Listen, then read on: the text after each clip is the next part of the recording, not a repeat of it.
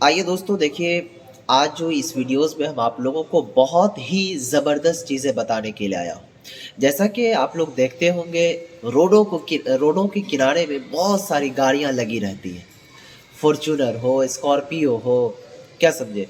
Four wheeler से लेकर के टू व्हीलर तक भी।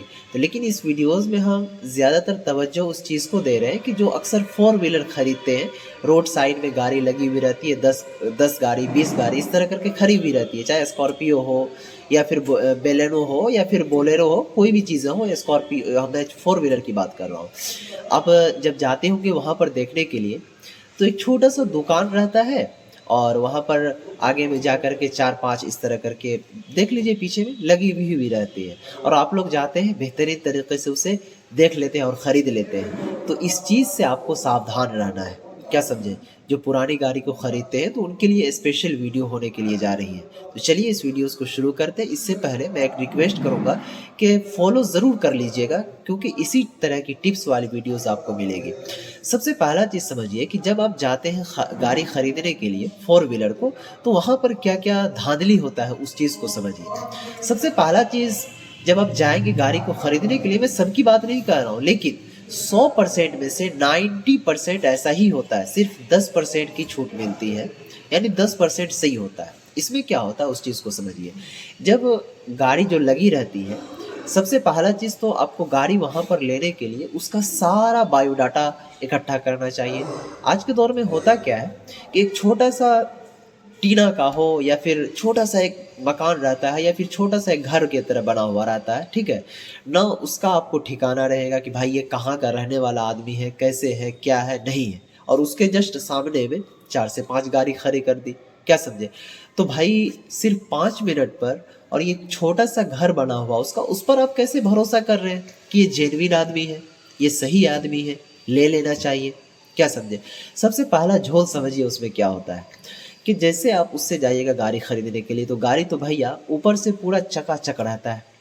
टायर देखेंगे तो टायर तो लगता है पूरा न्यू न्यू चकाचक रहेगा, ठीक है?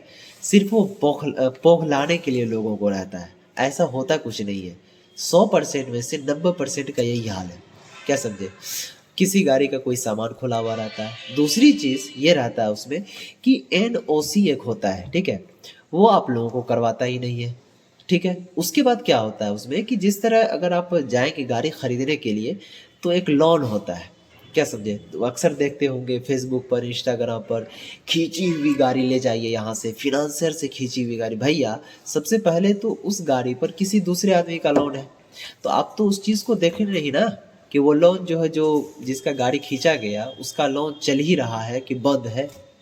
क्योंकि लोन एक ऐसा प्रोसीजर होता है कि इंसान जब मर भी जाता है ना, क्या समझे, जब इंसान का डेथ भी हो जाता है, उनके बाद भी उसका लोन चलते रहता है। सुने होंगे आप गाँव घरों में कि भैया बाप का लोन जो है ना, बेटा जा करके भर रहा है, क्या समझे, दादा का लोन जा करके पोता भर रहा है। तो इसीलिए सबसे पहला चीज़, गाड़ी खरीदने से पहले आपको तो एनओसी पर ध्यान देना है। दूसरा चीज़ ये ध्यान देना है कि उस गाड़ी पर पहले से कोई लोन तो नहीं है, क्योंकि अक्सर जो फिनांस वाला जो गाड़ी होता है खींचा हुआ, उस पर लोन ही होता है। तो जब तक आप उस लोन को ख़त्म नहीं करवाइए, तब तक आप गाड़ी नहीं लीजिए।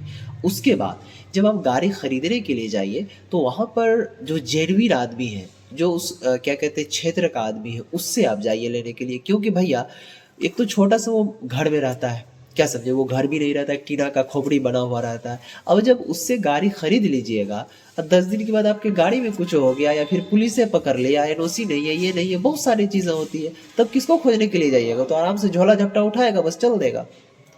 तो ये सब चीज़ों का, ये सब बातों का ध्यान रखना है। ये जो रोड साइड में जो गाड़ी लगी हुई रहती है, वहाँ पर जा कर के खरीदते हैं।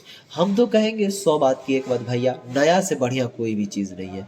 जा कर के नया खरीदिए, उससे बेहतर और कुछ भी नहीं है। अब पुराना खरीदने से पहले इन सब बातों को, जो बातें मैं बताया हूँ, उस बातों को आप ध्यान में रखिएगा। और वरना ध्यान में नहीं रखिएगा तो मेरा कुछ नहीं लीजिएगा, क्योंकि हमारे साथ ये घटना हो चुका है, इसीलिए मैं आपको बता रहा हूँ। अगर वीडियो पसंद आई है तो दोस्तों में ज़रूर शेयर भी कर दीजिएगा, क्योंकि आपके एक शेयर से किसी का पैसा बच सकता है, क्या समझे? और देखिए फ़र्क कुछ नहीं होता है गाड़ी लेने में, बस सिर्फ़ और सिर्फ़ 40 से 50 हज़ार रुपए का डिफ़रेंस होता है और कुछ भी नहीं। कोई भी कंपनी है या फिर कोई भी बेचने वाला हो, वो आपको घाटा लगा कर नहीं देगा कोई भी चीज़, इस बात का ध्यान रखिएगा। तो तो वीडियो पसंद आए तो लाइक भी कर दीजिएगा और साथियों में शेयर भी ज़रूर कर दीजिएगा, ताकि थोड़ा-सा मुझे भी मोटिवेट मिले और लोगों को भी फ़ायदा हो। क्या समझे? तब तक के लिए बाय।